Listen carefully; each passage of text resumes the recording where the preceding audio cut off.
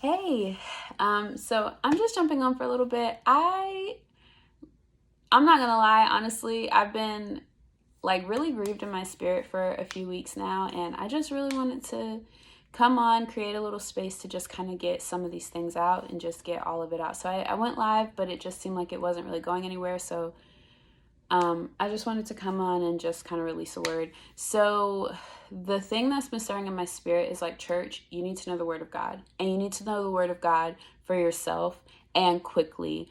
And let me just give a little bit of context to that.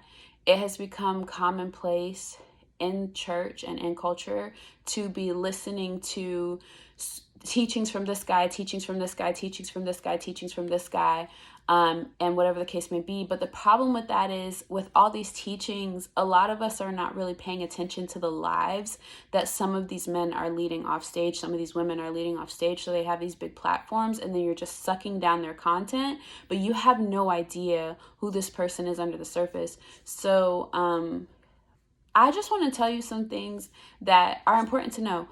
A lot of preachers and pastors are taking like oratory classes to be able to know how to communicate with you in such a way that it manipulates your psychology and manipulates your emotions, so you feel like you heard something even though nothing really happened. Like, for example, I'm gonna grab this. So this is a pot, and you notice that this pot is empty and it has a hole in it at the bottom of it. So this pot is empty, it has a hole in it at the bottom of it, and it has a purpose, and its purpose is to hold a plant.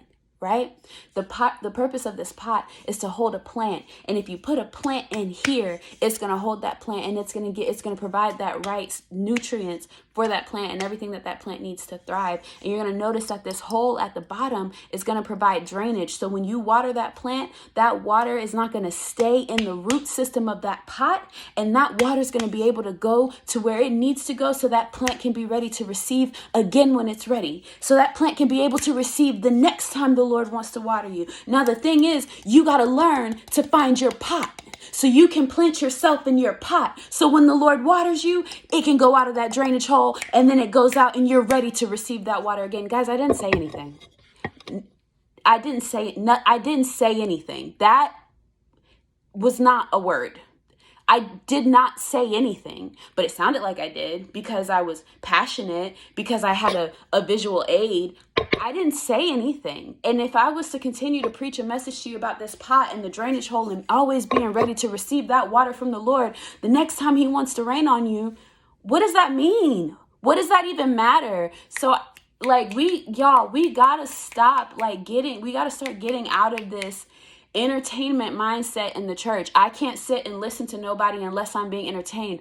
A lot of these people are standing in the pulpit and they're entertaining you and living completely double lives behind the scenes. And if you don't believe me, I want you to start looking into some of the scandals that have come out with Hillsong Churches, some of the scandals that have come out with, y'all not gonna like me for this, but Transformation Church, some of the scandals that are coming out about some of these pastors and these big churches that they're leading. Now, I go to a church that says, oh, you don't talk about a big congregation. Let me tell you something. I don't care nothing about that, because the Lord cares about his people.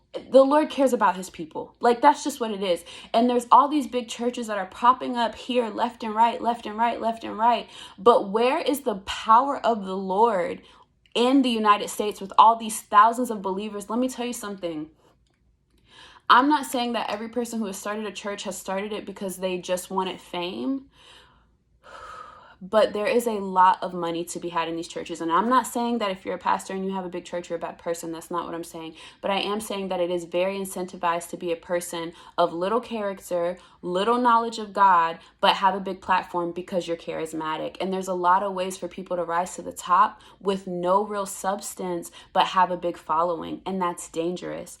And it's dangerous to you if you don't know your word. So if you don't know the word of God and you can't pick up your word and look in your word and say, hey, I don't think you're telling me the truth. I don't think